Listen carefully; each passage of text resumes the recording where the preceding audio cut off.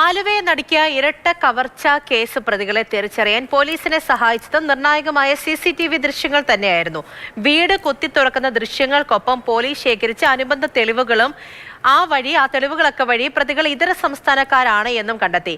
പിന്നാലെ സിനിമയെ വെല്ലുന്ന അതിസാഹസികമായ ദൗത്യത്തിലൂടെയാണ് ആലുവ സ്ക്വാഡ് പ്രതികളെ അങ്ങ് അജ്മീറിലെത്തി വലയിലാക്കിയത്.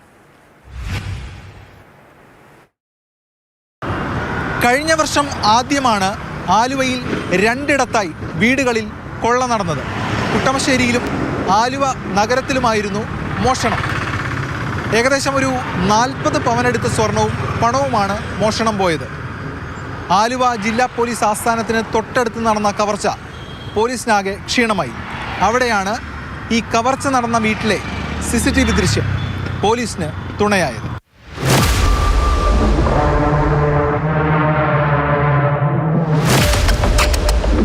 CCTV ക്യാമറയിൽ കണ്ടെത്തുന്ന അതേ മുഖം തന്നെയാണ് പിടിക്കപ്പെട്ട ആളുടെയും. മുഖം മറയ്ക്കാത്ത പ്രതികളുടെ വ്യക്തമായ ദൃശ്യം CCTVയിൽ പതിഞ്ഞു. ഇതാരാണ്, എവിടെയുള്ളവരാണ് തുടങ്ങിയവയായിരുന്നു തുടർന്നറിയേണ്ടിയിരുന്നത്. ഈ ദൃശ്യത്തിലുള്ളവരുടെ ചിത്രം നോക്കി മറ്റിടങ്ങളിലെ ദൃശ്യങ്ങൾ എടുത്തു. എല്ലാറ്റിലും ഒരേ ആളുകളെന്ന് പോലീസ് ഉറപ്പിച്ചു. അതിൽ ഒരു ദൃശ്യത്തിൽ 2 പേർ ഒരു ലോഡ്ജിലേക്ക് കയറിപ്പോകുന്നതും കണ്ടു. ലോഡ്ജിലെത്തി പോലീസ് പരിശോധിച്ചതിൽ ഇവർ ഫോൺ നമ്പർ തെറ്റിച്ചാണ് നൽകിയതെന്ന് ബോധ്യമായി. പിന്നാലെ യഥാർത്ഥ നമ്പർ കിട്ടി. അവിടെ നിന്ന് മേൽവിലാസവും ലഭിച്ചു.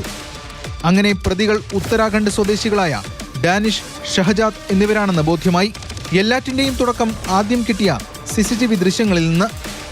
ഇതിനിടെ പിടിക്കപ്പെടുമെന്ന് പേടിച്ച് പ്രതികൾ അന്നേ ദിവസം ഒരു നീക്കം നടത്തിയിരുന്നു. അത് പക്ഷേ പാളിപ്പോയി.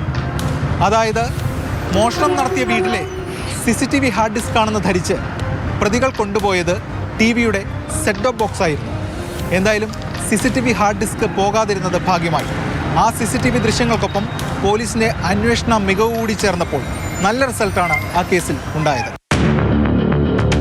തുടർന്ന് കേസിൽ ആലുവ റൂറൽ പോലീസ് നടത്തിയ നീക്കങ്ങളിൽ കേരളം ഒന്നടങ്കം കൈയടിച്ചു. കവർച്ചയ്ക്ക് ശേഷം സംസ്ഥാനത്ത് നിന്നും കടന്ന പ്രതികൾ രാജസ്ഥാനിലുണ്ടെന്ന വിവരം കിട്ടി. അന്നത്തെ റൂറൽ SP വൈഭവ് സക്സേനയുടെ നിർദ്ദേശപ്രകാരം ആലുവ സ്ക്വാഡ് അജ്മീറിലെത്തി. രാജസ്ഥാൻ പോലീസിന് സഹായവും കിട്ടി. അവിടെ വെച്ച് കണ്ടത് സിനിമയെ വെല്ലുന്ന സീനുകൾ. പോലീസിനെ തിരിച്ചറിഞ്ഞ പ്രതികൾ രക്ഷപ്പെടുന്നതിനായി നിറയൊഴിച്ചു.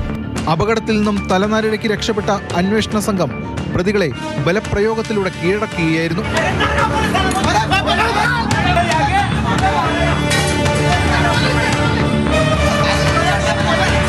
ഓപ്പറേഷൻ നടക്കുമ്പോൾ അതിലെ ഒരു പ്രതി ഇത് പോലീസ് പാർട്ടിനെ എതിരെ 3 തവണ ഫയറിംഗ് ചെയ്തിട്ടുണ്ടായിരുന്നു. അത് 2 കൺട്രി മേഡ് പിസ്റ്റൾസ് ആയിരുന്നു. 10 റൗണ്ട്സ് ഉണ്ടായിരുന്നു. പെരുമ്പാവൂരിൽ നിന്നും മോഷ്ടിച്ച ഒരു ബൈക്കുമായാണ് പ്രതികൾ ആലുവയിൽ എത്തിയതെന്ന് വിവിധയിടങ്ങളിൽ നിന്നും ശേഖരിച്ച CCTV ദൃശ്യങ്ങൾ വഴി പോലീസിന് ബോധ്യമായിരുന്നു. പ്രതികളെ രാജസ്ഥാൻ പോലീസിൽ നിന്നും കസ്റ്റഡിയിൽ വാങ്ങി അറസ്റ്റ് രേഖപ്പെടുത്തി അന്വേഷണ സംഘം തുടർ നടപടികളും സ്വീകരിച്ചു. ശിക്ഷയും ഉറപ്പാക്കി. പോലീസിനെ ആക്രമിച്ചതിന് പ്രതികൾക്കെതിരെ രാജസ്ഥാനിൽ ആയുധ നിയമപ്രകാരവും കേസുണ്ട്. ഇത്തരം പല CCTV ദൃശ്യങ്ങളും കേസിൽ പോലീസിന് തുണയാകാറുണ്ട്. ക്രിമിനലുകൾക്ക് പാരയും.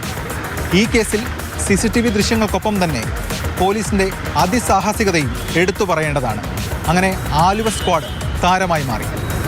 ക്യാമറമാൻ ജോയ്സിയാറിനൊപ്പം എസ് രാഗിൻ, മാതൃഭൂമി ന്യൂസ്, കൊച്ചി.